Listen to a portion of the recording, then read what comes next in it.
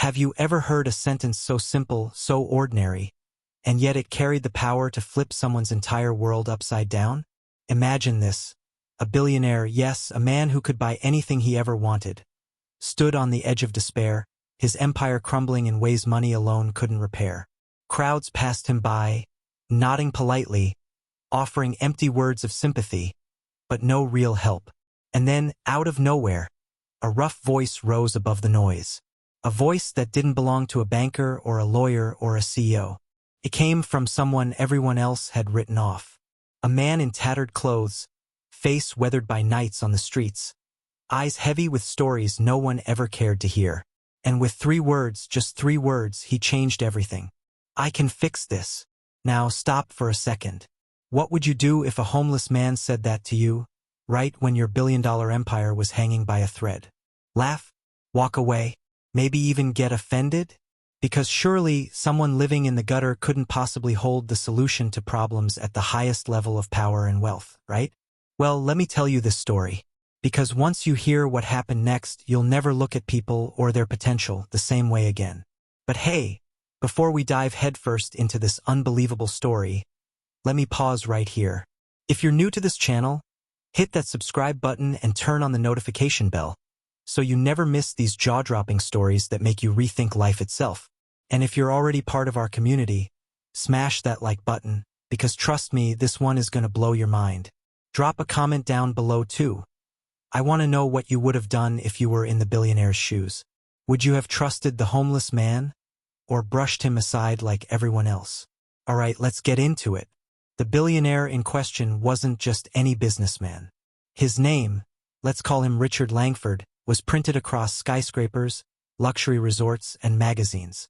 To the outside world, Richard had everything: influence, power, endless wealth. But behind closed doors, he was drowning.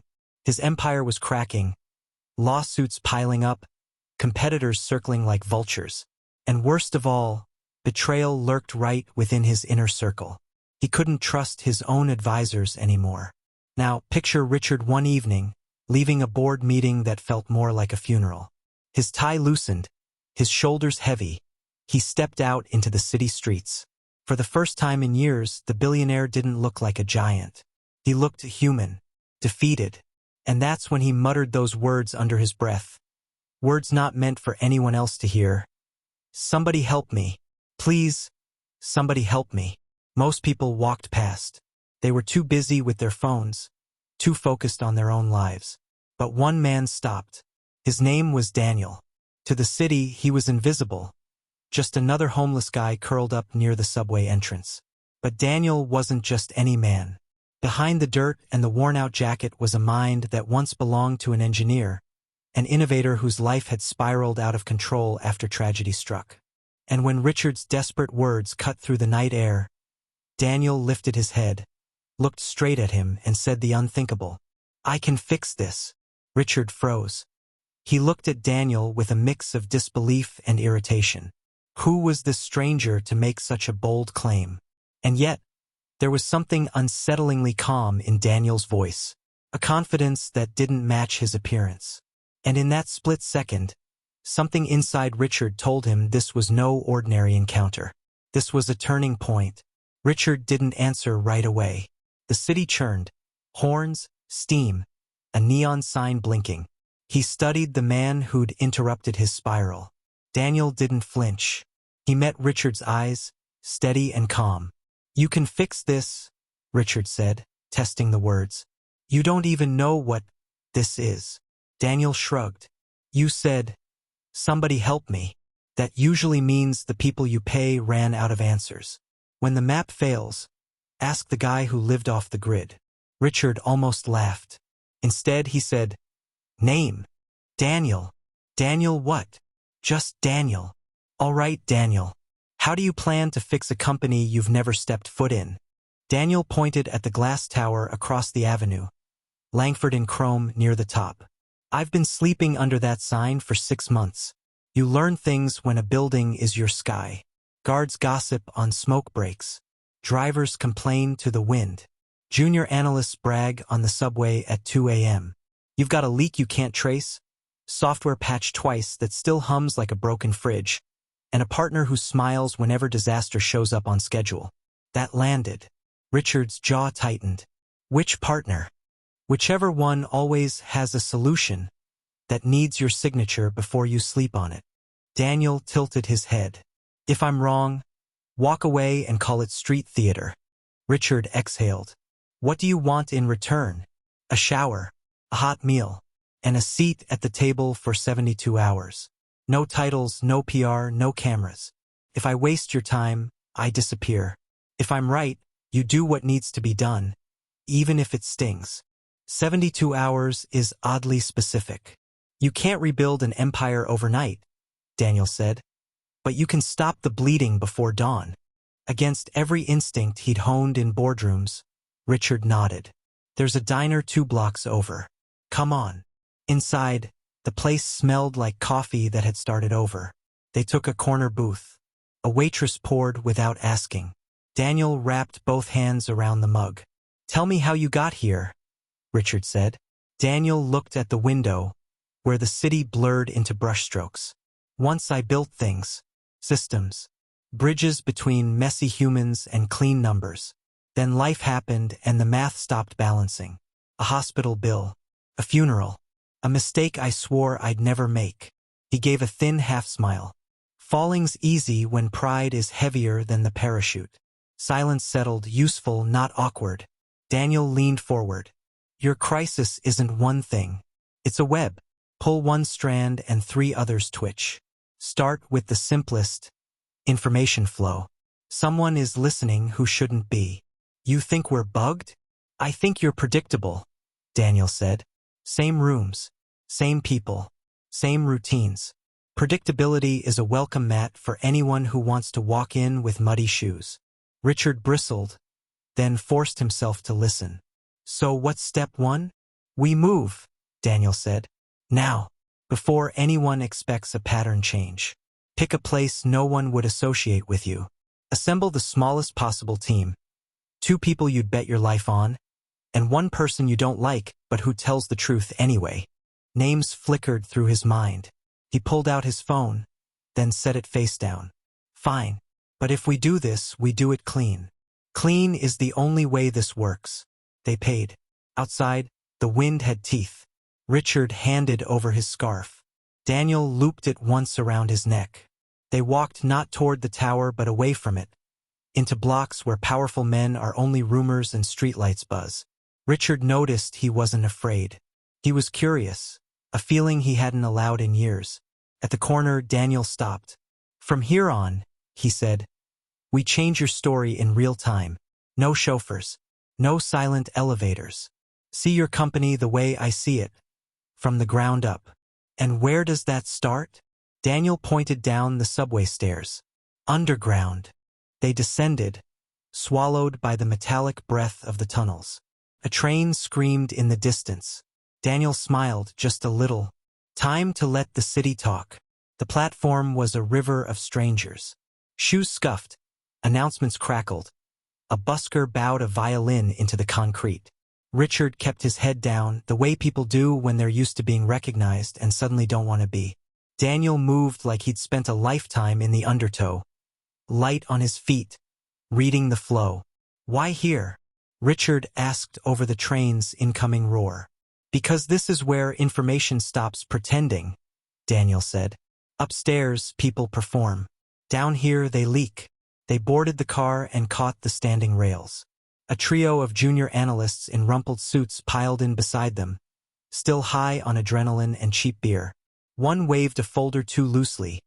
Another whispered about the Thursday call and how Odin's going live. Richard's jaw flexed. Odin wasn't a myth to him. It was a proprietary risk engine. The crown jewel no one outside the inner circle should have named in public. Daniel didn't stare. He listened. 2 stations later, he nudged Richard toward the door. You just learned 3 things, he said as they stepped out. They're scared. They think the rollout is Thursday, and they expect you to bless it at the last second. That means someone's primed them. Primed by who? The person who always benefits when you rush. They climbed into a neighborhood of closed bodegas and flickering signs. Daniel ducked into a laundromat where machines churned like patient beasts. In the back, a woman behind the counter looked up, smiled at Daniel with the familiarity of people who share midnight hours. "Evening, Rosa." "Back again, Professor?" she teased. "Can we use the table?" he asked. 15 minutes. She waved them through. "As long as you don't scare my dryers." They sat at a folding table, the hum of spin cycles wrapping around them like white noise. Daniel pulled a paper map from his jacket. Creases deep, edges soft, as if he refused to let the city exist only inside screens. With a stub pencil, he sketched a triangle. Tower, diner, laundromat. "Pattern breaks," he said. "We add more. You'll pick a temporary base no one associates with you. Somewhere loud enough to swallow conversation. Here works, but we'll keep moving. Next, we replace every channel your leak expects. Phones, emails, meeting rooms." "You want me off-grid," Richard said. "I want you unpredictable." He slid over a cheap flip phone, still in plastic. "No apps, no syncing. You call only 3 numbers, I say. You text no one. If someone claims to be you on any other channel, we know the leak is spoofing your voice." Richard turned the phone over, amused and uneasy. "I haven't used one of these since college."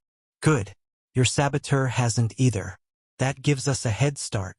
Richard's thumb hovered. "Who are the 3 numbers?" "2 people you trust," Daniel said. "And one who'll tell you the truth even when it burns. The person you wouldn't invite to your birthday, but you'd want in the room when the sirens start." Names surfaced like depth charges. He said them. Daniel wrote initials on a napkin, then tore it into 4 squares. "Memorize, then destroy." Rosa slid over 2 paper cups. "On the house," she said. "You look like men about to lift something heavy."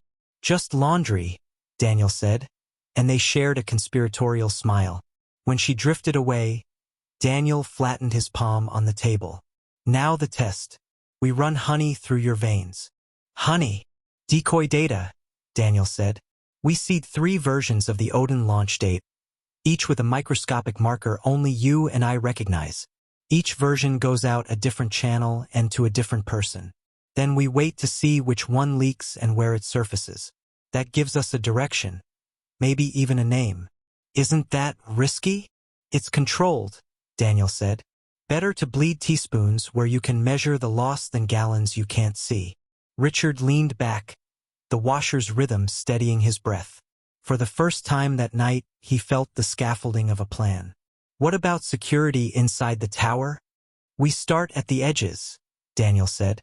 "Night cleaning crew, freight elevators, loading docks, anyone who sees everything because people assume they see nothing. If there's hardware in your rooms, it got there through hands that carry vacuums and toolkits." Richard nodded slowly. "You've done this before." Daniel's eyes cooled, then warmed again. "I've seen what happens when people ignore the quiet door." They left with a promise to return the map dry. Outside, the city's chill had sharpened. Daniel led him through a service alley to a door marked with a cartoon mop. He knocked a rhythm, and a sleepy guard cracked it open. "Delivery?" the guard asked. "Coffee," Daniel said, lifting an empty hand. The guard squinted, recognized him, and let them through with a resigned shrug. "Make it quick." Inside, the back corridors of Langford Tower felt like a spine, industrial, humming, alive. No marble here, no curated art. Just pipes and purpose. Daniel tilted his head, listening. "Hear that? Fans?" "Fans and something offbeat," Daniel said. "A tiny rattle, like a wire tie against a vent." They followed the sound to a conference room's backside, a maintenance panel secured by a single lazy screw. Daniel didn't touch it. He used the flashlight on Richard's phone, shining the beam at an angle. In the reflection on the metal, a hair-thin filament trembled. "Tripwire," Richard whispered. "Tamper tell," Daniel said. "Someone wanted to know when this panel opened. Not janitorial." Richard felt a cold clarity. "So we're not paranoid." "We're late," Daniel said. "But not too late." They withdrew without breaking the line. Daniel took a picture of the screw head scratch pattern, the kind of signature board techs leave without meaning to. Tomorrow we'll match this to a toolkit. Tools tell stories. Back on the street, Richard's phone buzzed. A message from an executive whose solutions always arrived gift-wrapped and urgent. Need final approval for Thursday. Press is primed. Delay will cost us the narrative. Daniel read over his shoulder. There, he said softly. Your storm with a smile. Richard exhaled fog. What's next? Now, Daniel said. We build a room no one can eavesdrop, switch your chessboard, and give your smiling friend a reason to show his hand. And where do we build that room? Daniel's grin was quick and feral. He pointed to a place no billionaire would pick and no spy would suspect. The church basement across the street, he said. Tuesday nights are bingo. The acoustics are terrible. Perfect. The church basement smelled like dust, floor wax, and the faint echo of incense that had long seeped into the brick. Folding chairs leaned against the wall, and faded bingo cards were stacked in boxes by the stage. It was the last place on earth anyone would imagine a billionaire conducting high-stakes strategy, and that was precisely why Daniel chose it. Richard glanced around, adjusting to the dim light. This feels absurd, he said. I own penthouses, boardrooms, estates, and now I'm standing where old ladies shout out numbers on Tuesday nights. Daniel grinned. That's exactly why no one will look for you here. Wealth is predictable. Desperation isn't. Tonight, you're off the grid. No cameras, no glass walls, no perfect lighting. Just 4 walls and your voice. Use them. They set up at a long wooden table, its surface scratched from decades of community dinners. Daniel pulled a notepad from his pocket and drew a simple square. 4 sides, for gates. This is your fortress for now, he said. Not built of marble, but of chaos. Every fortress needs 3 things. Walls that confuse the enemy, doors only you can open, and a center where your people can breathe. We're building that here. Richard frowned. You talk like a soldier. Daniel's expression flickered. Life teaches strategy whether you want it or not. Some people learn in war zones, some in boardrooms, some on the streets. The principles don't change. He leaned forward. Now tell me about your circle. Who do you trust absolutely? Richard hesitated. He thought of Margaret, his CFO for 20 years, the woman who had talked him through sleepless nights. He thought of his head of security, Collins, a man of few words but steady loyalty. And then, there was Elias, his COO, the one who always brought neat answers wrapped in urgency. I trust Margaret, Richard said. Collins, too. Elias, he's brilliant, but brilliance without friction is dangerous, Daniel finished. He's the one who smiles at storms. Richard nodded reluctantly. Yes. Good, Daniel said. Now we test them. Honey in the veins, remember? Margaret gets one version of Odin's launch date. Collins another. Elias the third. Each version marked differently. Whichever leaks points to the hand feeding your enemy. Richard tapped the table. And if none of them leak? Daniel's eyes narrowed. Then the problem isn't the generals. It's the foot soldiers. And we dig deeper. He pulled out a battered flip phone, the one he'd handed Richard earlier, and placed it in the center of the table. This is now your lifeline. No apps, no distractions, just a clean line. Burn everything else. If anyone claims to be you on another channel, you'll know it's bait. Richard stared at it. You realize this makes me feel like a fugitive in my own empire? Daniel leaned back. Better a fugitive with a chance than a king marching to his own execution. The church bells struck midnight above them, their echoes vibrating through the stone. Richard rubbed his temples. So what's next? Daniel folded his arms. Next, we walk into your tower like janitors. We look through the eyes no one notices. You want to know how sabotage enters your walls? It doesn't wear suits. It carries mops, toolkits, or trays of coffee. That's where we start. Richard gave a wry smile. You seem to know a lot about being invisible. Daniel's gaze softened, just for a moment. When you've lived long enough without anyone meeting your eyes, you learn 2 things. how to disappear, and how to see what others miss. They left the basement quietly, slipping back into the night. The city felt different now, not a fortress of glass and power, but a battlefield where every shadow could be an ally or an enemy. Richard tightened the scarf around his neck and followed Daniel's steady stride. The billionaire was no longer thinking about money.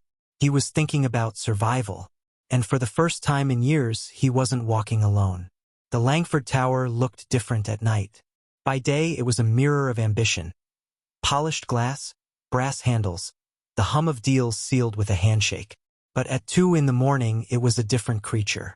The lobby lights dimmed, the security desk half-staffed, and the endless glass reflected emptiness back at itself. Richard stood just outside, collar turned up, watching his empire sleep.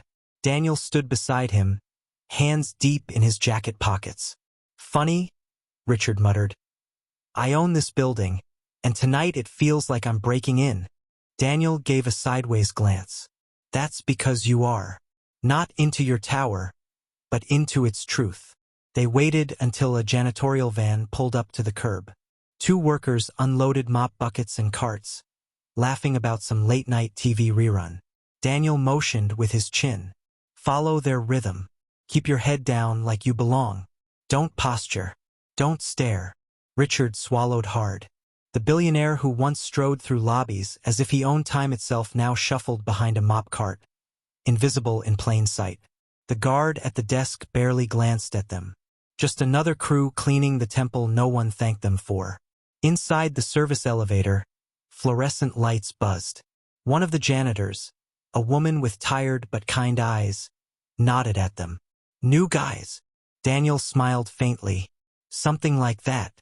The elevator creaked upward. Floor after floor passed until they stopped on the 23rd. Offices dark, desk silent. The woman pushed her cart out, humming softly. Daniel whispered to Richard, "Notice how no one looks too closely? That's the gift of invisibility. If sabotage came through these halls, it walked like this. Quiet, unseen, carrying cleaning supplies instead of briefcases." They moved down the corridor. Daniel's eyes darted like radar, scanning vents, panels, outlets. He stopped at a conference room door, crouched, and pressed his ear to the seam. Nothing.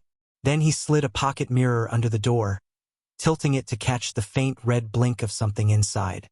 "Motion sensor," he murmured. "Doesn't belong to building security. Someone wanted eyes here." Richard stiffened. "My boardroom." "Not anymore," Daniel said flatly. "From tonight, you don't step in there until we scrub it clean. Every bug tells 2 stories. Who placed it and who profits." They kept moving, slipping into another corridor. This one led to the server access rooms, spaces Richard rarely visited, but which powered every decision above. Daniel pressed a hand against the door. "Warm. Too warm. Servers are overheating," he said, "which means either lazy maintenance or deliberate stress." Richard frowned. "Stress. Overload them just enough and systems crash at the worst possible moment. Imagine Odin launching, then collapsing mid-demo. Headlines write themselves. Langford's jewel turns to dust. Stocks tumble. Competitors feast." Richard's throat went dry. "That's exactly what they're setting me up for." Daniel crouched again, studying the tiny scratches around the door handle. Same lazy screw as before. Same hand. Whoever it is, they've been walking your halls long enough to feel safe. For the first time, Richard didn't feel anger, he felt clarity. The betrayal wasn't abstract anymore. It was fingerprints, scratches, wires. Tangible. Real. They descended back into the lobby, blending once again with the crew. Outside, the air was sharp with early dawn. "Now you see it," Daniel said quietly. "You're not being beaten in the boardroom. You're being gutted in the shadows. And the people in suits upstairs? They're just the smile on the mask." Richard stared up at the tower. For the first time in decades, he didn't see an empire. He saw a siege.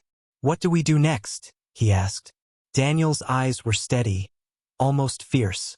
"We turn the hunters into the hunted. But first, we need to bait the trap. And that means giving your smiling friend exactly what he wants. until the moment it closes around him. Morning scraped the edge of the skyline when Richard's flip phone buzzed. 3 messages. 3 short replies from 3 different people. Margaret. Available. Off-grid as requested. Collins. On you. Bring nothing. Elias.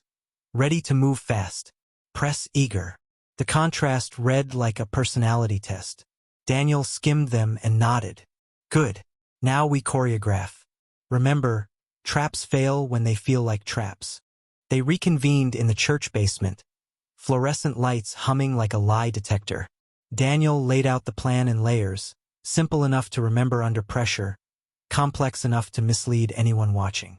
First, he said, drawing 3 parallel lines, we push 3 Odin timelines. Margaret hears Tuesday night at 9 p.m., call it north.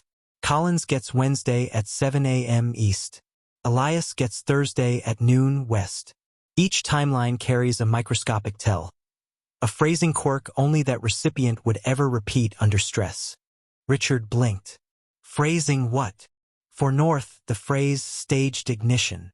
For east, cold start window. For west, surgical launch. People parrot language when they think they're clever. If any of those show up anywhere they shouldn't, we know whose stream is poisoned. And the press? Richard asked. Daniel's smile was thin.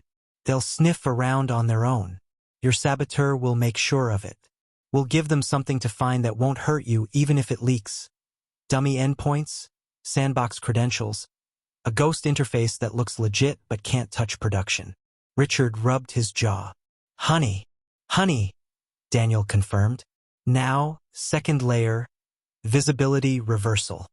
He held up a canvas tote, the kind handed out at street fairs. Inside, a cheap laptop with a fresh OS, a stack of blank notebooks, a pack of ballpoint pens, 2 prepaid data sticks. No sync, no cloud. We architect a clean room right here. Anything critical goes from mouth to ear to paper, then dies on paper when it's done.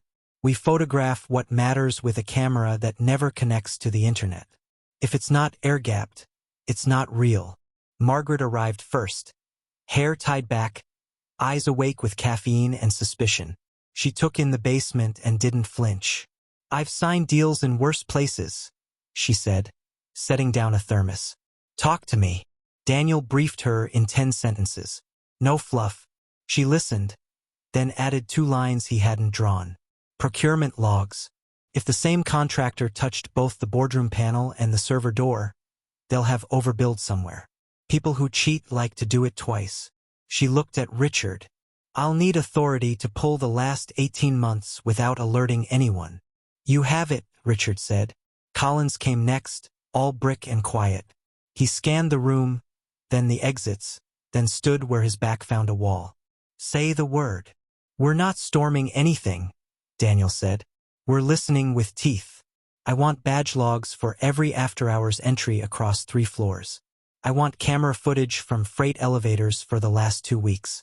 And I want toolroom signouts who checked what, when, and whether it came back with a different scratch pattern. Collins gave a single nod. On it. Elias arrived last, fragrance first, a perfect half-smile already placed. Quite the venue, he said, eyes glancing over bingo cards like he'd discovered performance art. If it gets us over the line for Thursday, I'll hold the confetti. West? Daniel noted silently, watching the man's body language file the room into columns of advantage. Richard kept his face neutral. They sat. Richard spoke first, voice stripped of ceremony. We're accelerating Odin. Controlled acceleration. Minimal circle. We'll stage a private validation, then go public. Elias leaned forward, eager. That's the energy I've been missing. I've got press warmed and analysts briefed. Noon Thursday, surgical launch. We own the narrative. There it was. The echo. Daniel didn't blink. Margaret didn't move. Colin's eyes ticked once. Careful with terms, Richard said softly. We'll confirm timing after tonight's dry run. Elias spread his hands. Of course, just keeping my team aligned. Teams can stay warm without fire, Daniel said mildly. Speaking of, we'll do a facility sweep this evening. No external vendors. If anyone needs the final deck, they come here and copy it by hand. Elias laughed like he thought it was a joke. You're serious? Dead, Daniel said. They broke the session in slices. Margaret left with a burner and a list. Collins slipped out a different door. Elias lingered to help, which meant hovering near Richard, offering speed dressed as certainty. When he finally left, the room felt a degree cooler. Daniel exhaled. We didn't catch him yet, but he just sang the note he was given.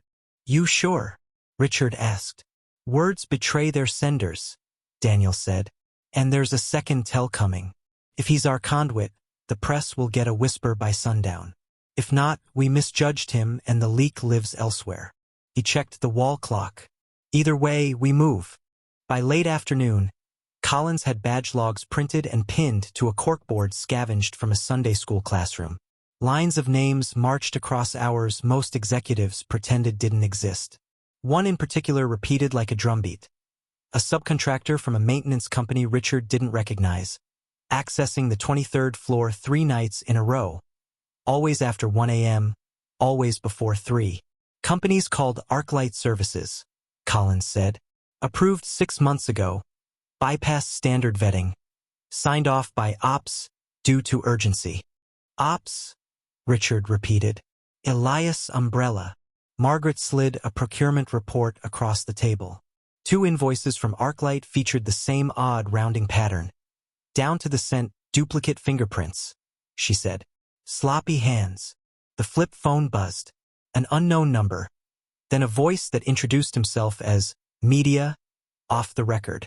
He asked, casual as a yawn, whether Langford's surgical launch was still set for Thursday. Richard didn't answer. He ended the call and set the phone down between them like a detonator. West leaked, Daniel said simply. Silence pooled. Then Richard nodded, slow and heavy. We finished the trap. How? Margaret asked. Daniel's eyes sharpened. We let West succeed on decoy rails. We make Thursday look like the day, with a room your saboteur believes he owns. And then, 5 minutes before noon, we move the real launch to a room he can't see, with systems he can't touch and a team he doesn't know.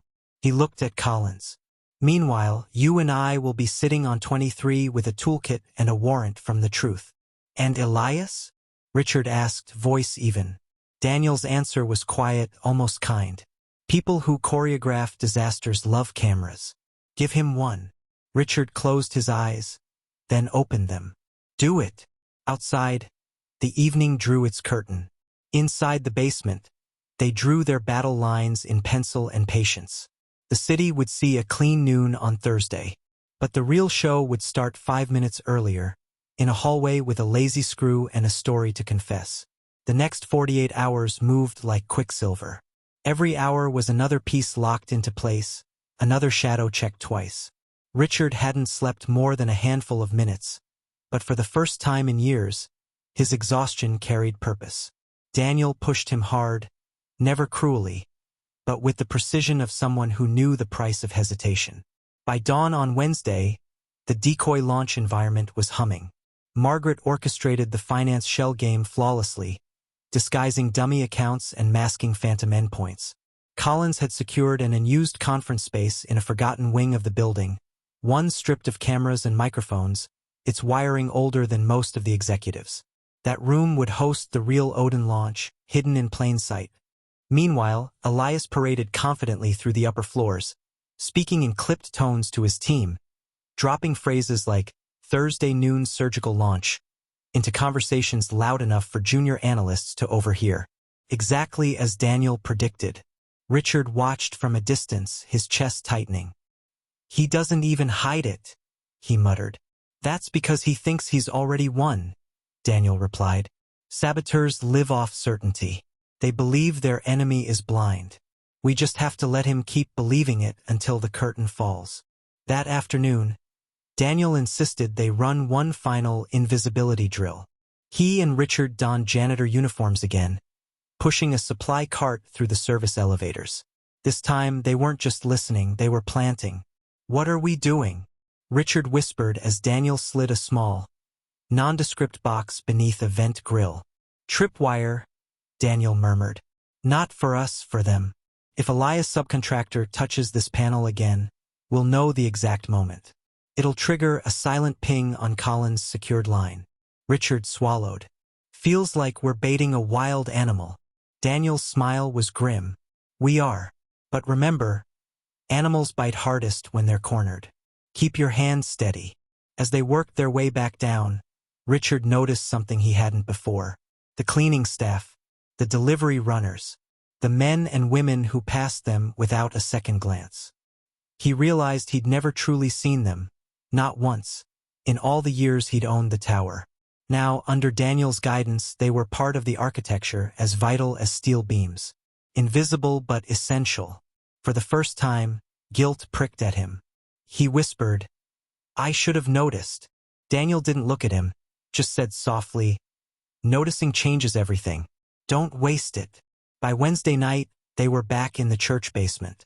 Margaret spread out the decoy decks like cards, each marked with its own subtle tell. Collins reported that ArcLight Services' subcontractor badge had pinged again. 2:14 a.m., 23rd floor. The trap was working. Richard paced. So tomorrow, how exactly does it play out? Daniel leaned forward, voice steady, each word deliberate. At 11:55, Elias will be in the big boardroom with the press warm and ready. He'll believe the system there is live. What he won't know is that the feeds have been rerouted into a sandbox environment. When the clock hits noon, he'll press for the surgical launch. And instead of Odin, he'll get static. The narrative collapses in his hands, with every camera watching. Richard frowned. And the real launch? 2 floors down, Daniel said.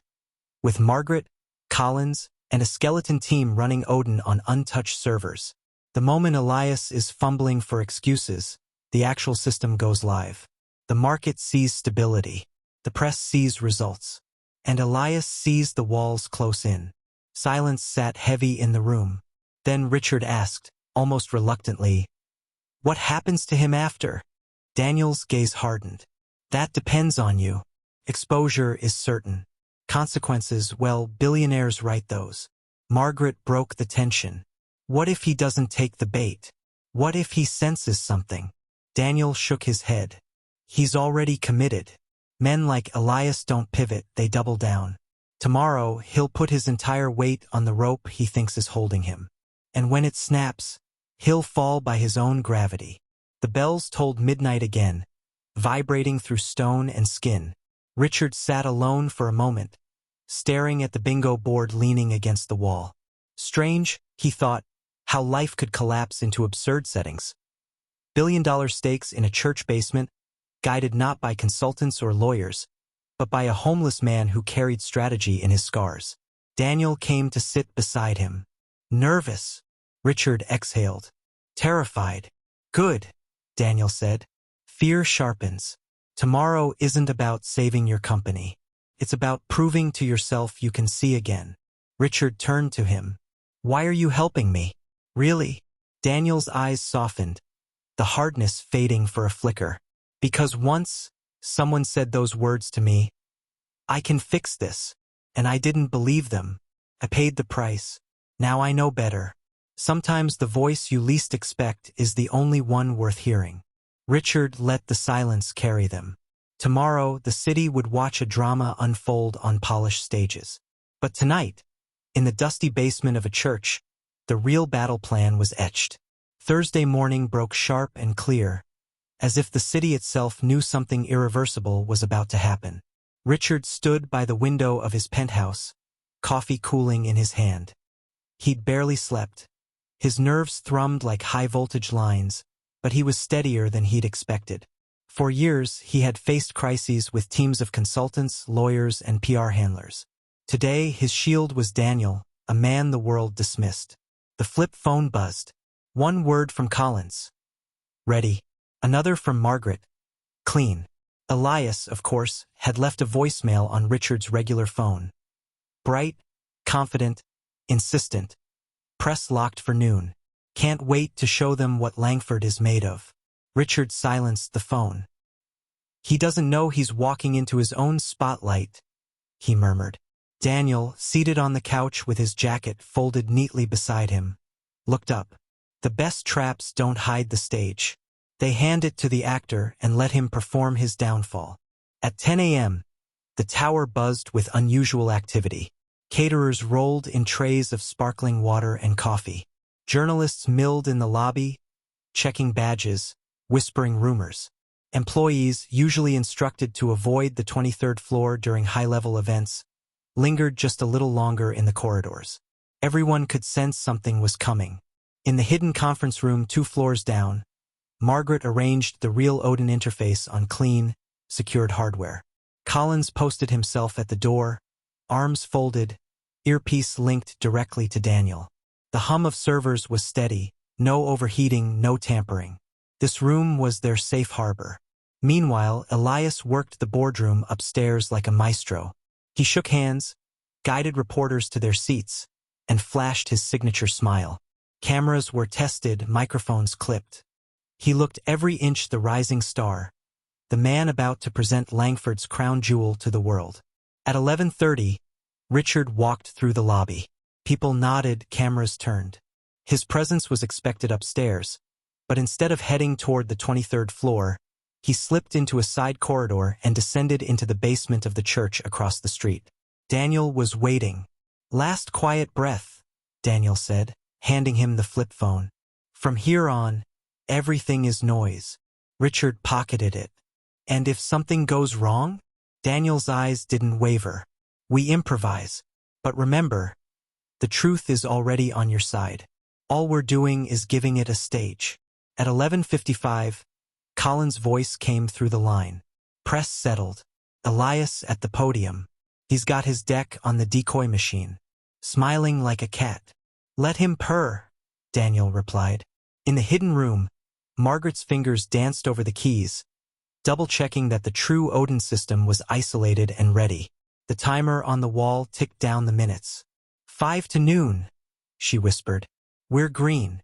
Upstairs, Elias tapped the microphone, his voice smooth. "Ladies and gentlemen, thank you for joining us today. Langford Enterprises has always stood at the intersection of innovation and reliability. And today we prove once again that we lead the future. At exactly noon, we'll initiate Odin's live launch. A precise, surgical launch that will redefine market intelligence." Daniel's lips curved in satisfaction. "There's the word," he murmured. Richard paced in the church basement, heart hammering.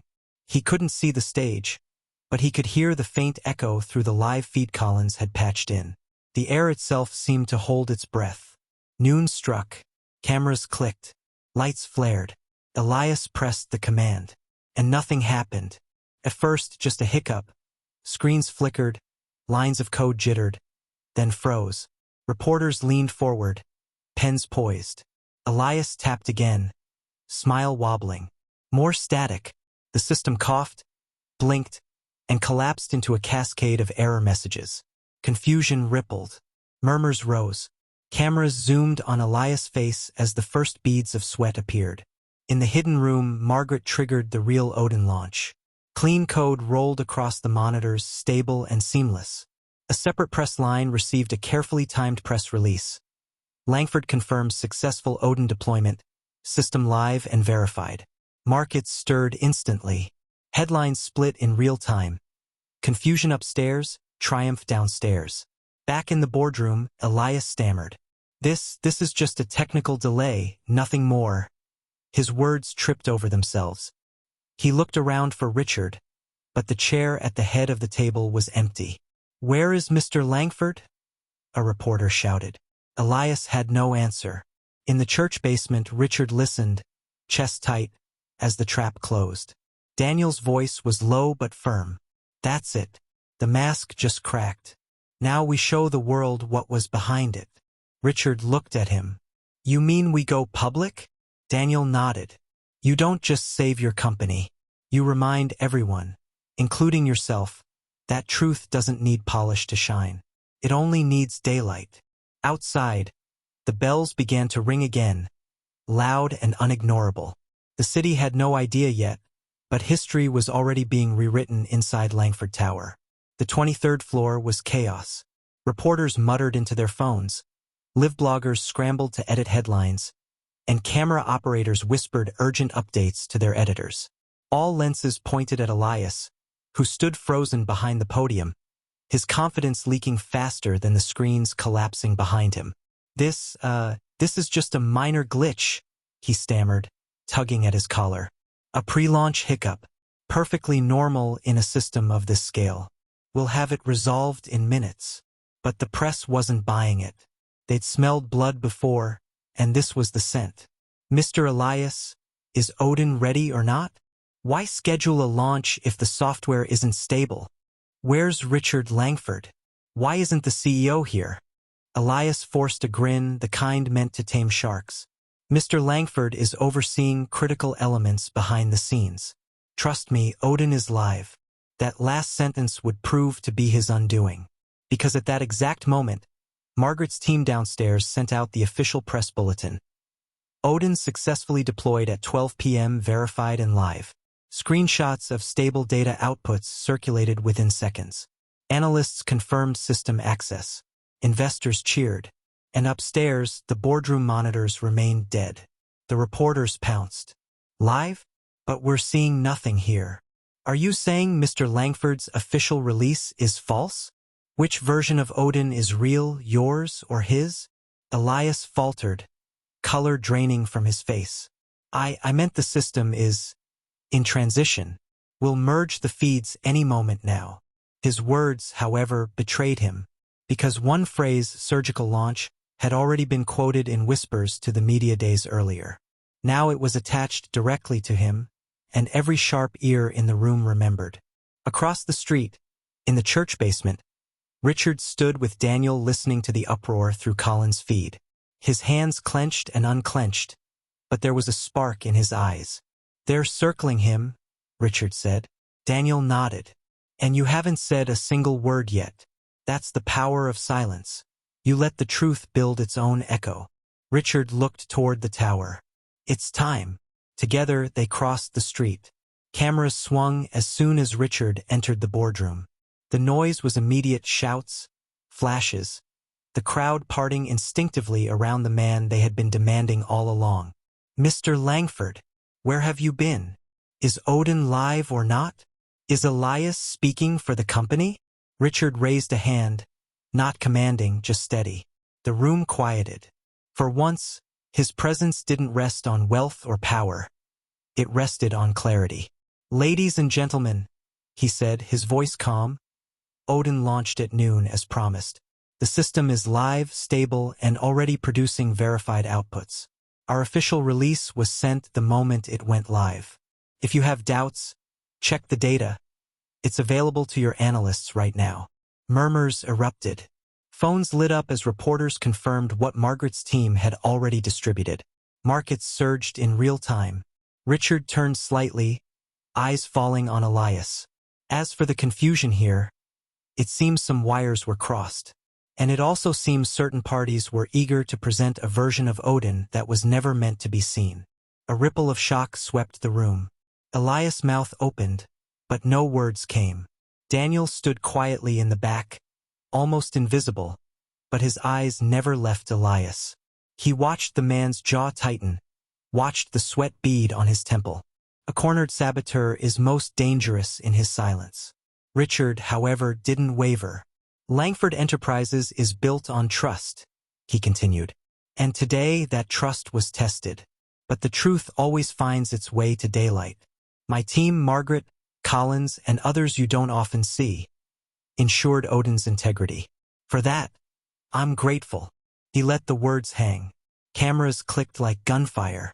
Questions about accountability, a reporter shouted. Will there be consequences for this misrepresentation? Richard didn't answer directly. He looked at Elias, then back at the room. When betrayal occurs, it reveals itself without my help. We'll act accordingly. The implication was clear. Elias' composure cracked. This is outrageous, he blurted, voice rising. You can't seriously think I'd sabotage the very company I've helped build. This is a witch hunt. Reporters turned their lenses fully on him. His outburst, raw and defensive, was a spectacle in itself. Richard stayed calm. No one used the word sabotage, Elias. Until now. That silence that followed was heavy, dangerous. The trap had closed, and Elias had named it himself.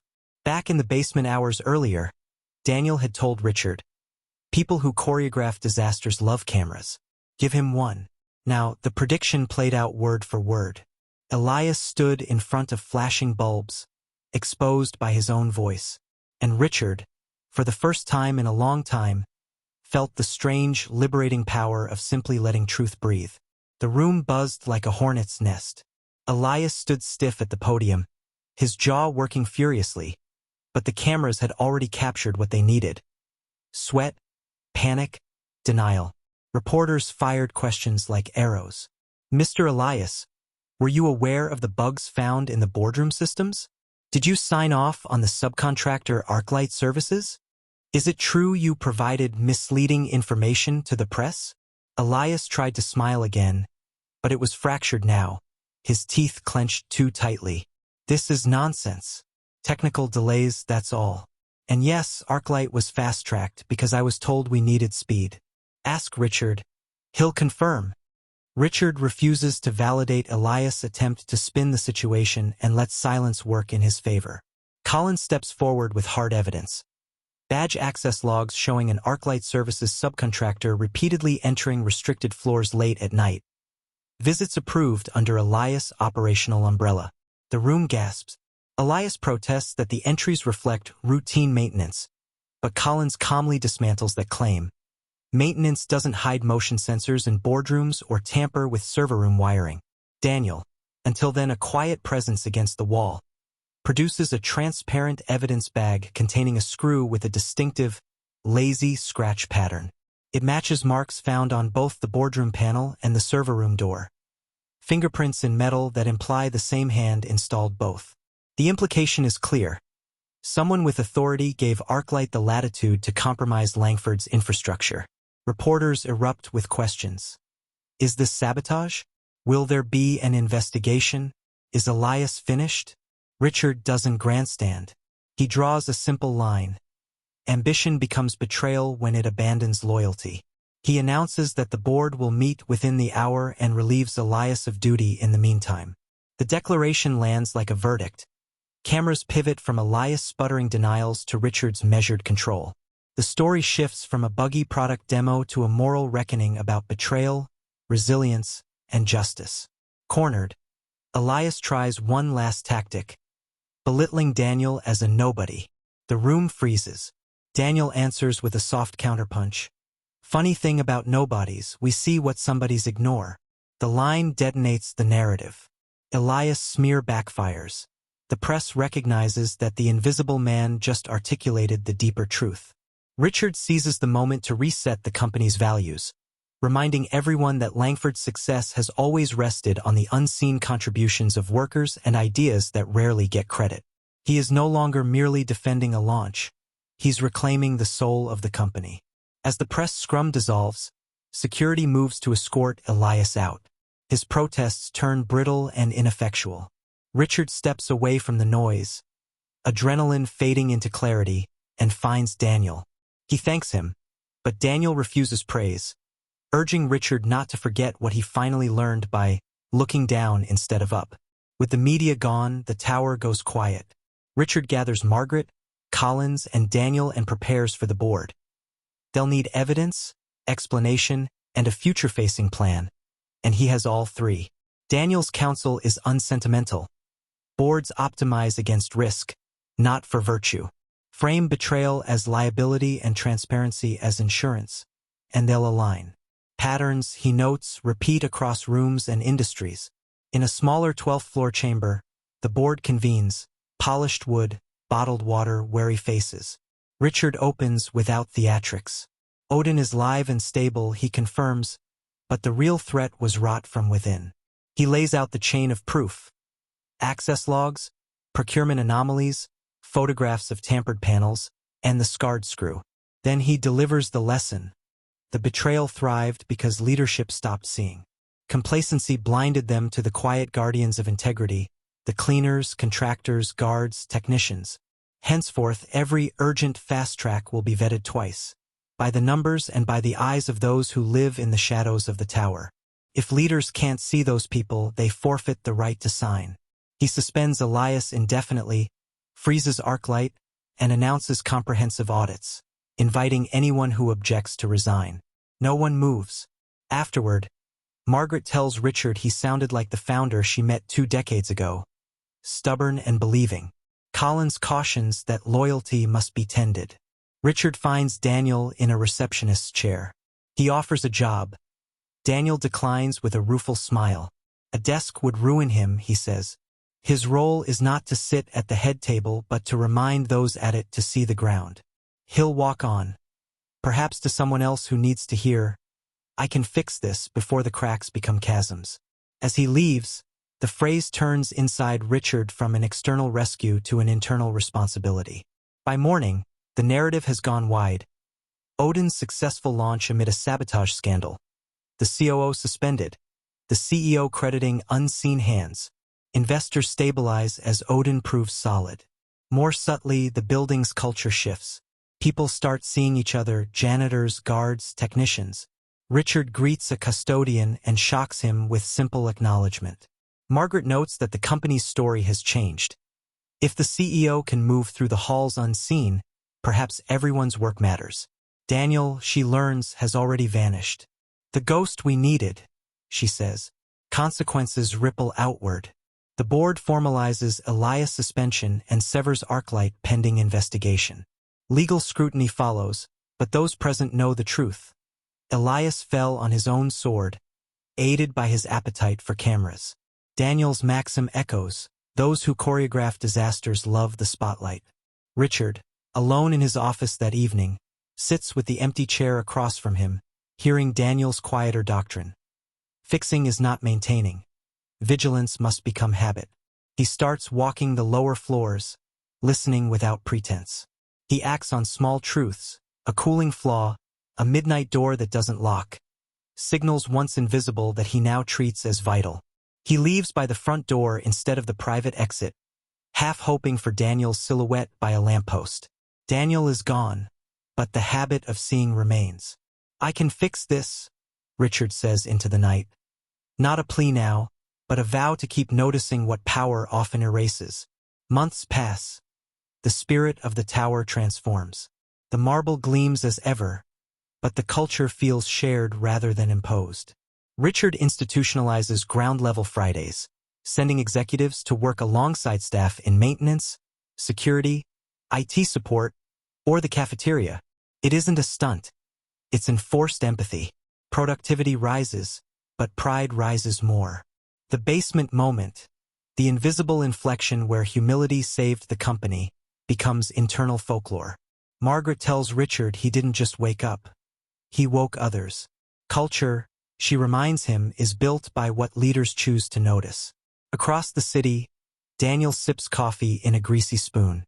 He overhears a young man drowning in overdue bills and fear. With the same calm he once carried into Richard's crisis, he offers a reframe and an invitation. "I can fix this, if you're willing to listen." Suspicion flickers, then a pause. Just enough space for hope to slip in. That pause is the opening Daniel always needs. Back at Langford, Richard's leadership continues to bend toward attention and respect. He shakes hands with guards, eats with interns, asks technicians to teach him what they see. The skyline outside his office becomes less a monument to wealth and more a mirror of collective effort. He toasts, in private, to "the man who reminded me how to see." As public memory shifts from scandal to case study, the deeper legacy endures. The company survived not merely because Odin worked, but because its leader relearned how to look. When asked at a conference how Langford weathered betrayal, Richard answers simply, "I listened to the voice nobody else wanted to hear." The room honors honesty over status. Daniel's name never reaches the headlines. He remains a rumor, a parable. The man who appears when collapse feels inevitable, offers 3 ordinary words, and turns panic into clarity. Richard sometimes scans a crowd for him and never sees him. That absence is instructive. Daniel was not meant to be permanent staff or a savior on retainer. He is a reminder that humility is the first step in wisdom and that the unseen often see best. On a rooftop at dusk, Richard repeats the words that began his turning. I can fix this. Not desperate, determined. Not about one product or one scandal. About a posture of attention that prevents the next. Somewhere else, in another forgotten corner, Daniel listens for the next whisper too faint for power to hear. Fixing, for him, is not a job but a calling, and for Richard, now, a promise to keep seeing what truly holds an empire together.